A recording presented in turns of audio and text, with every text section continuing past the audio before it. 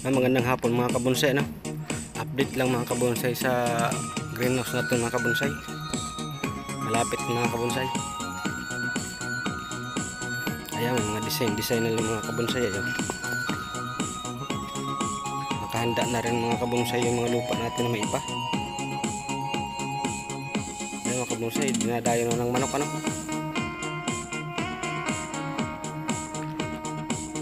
Ayan mga kabonsay, baga pangan tayo dito ng kalabasa.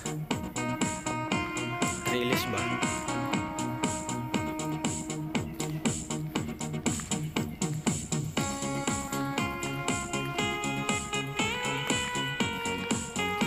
Dalawang linggo pa kabonsay. Puno na ng halaman to. Mga kabonsay, nung umpisa na maglagay ng pebbles mga kabonsay. Yan, sa gabi mga kabonsay, nailaw yung mga pebbles na yung mga kabonsay.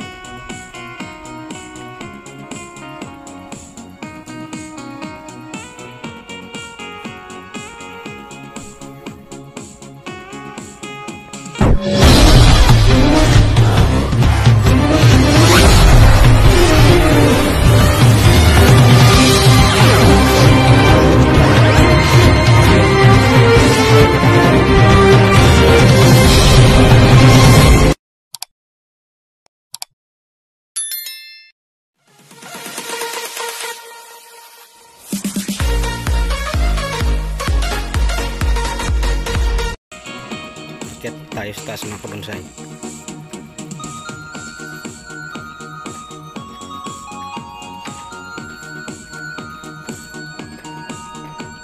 Ito may first floor pa dito mga kabonsay, ano? Ayan, may third floor pa yung mga kabonsay. Dito naman ang ilalagay natin dito mga kabonsay ka mga cactus. Ayan, sa mga ano na pang-init talaga. Mga kabonsay yung ilalim.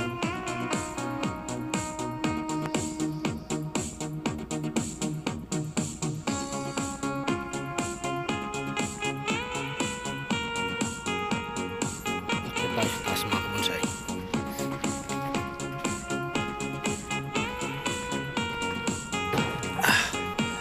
Mataas-taas na ito kabonsay.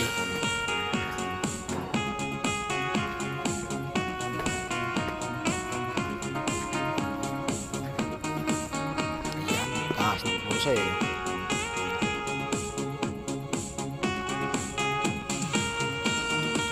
Ito nga pala mga kabonsay yung ginawa namin, ano, nasa taas na siya yun. Solar pa yung kabonsay, mamaya may ilaw na yan. Kalambitin. Tatlo yung kabonsay eh.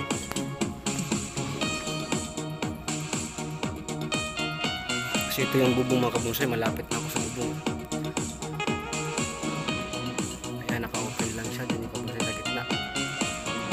Nagulanan dito doon yung gitna. Makaabang na rin natin mga kabonsay yung sprinkler natin kabonsay.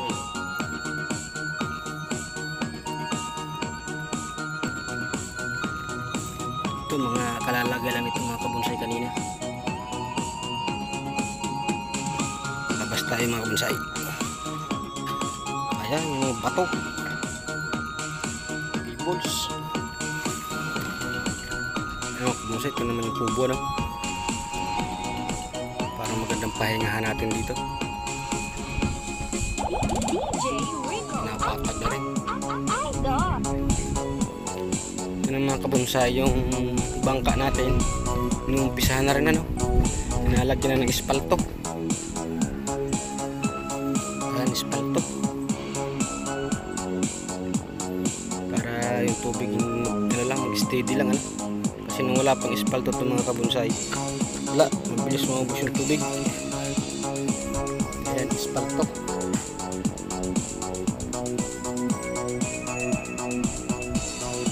Bangka natin mga kabonsay, no? Ito mga kabonsay, may ilaw yan mga kabonsay. Ilaw yan na may tubig pataas. Pinakalayag ba?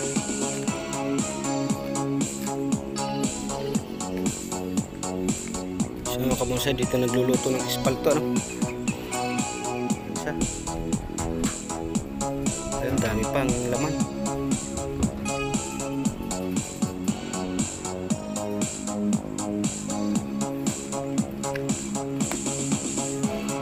Update lang mga kabonsay.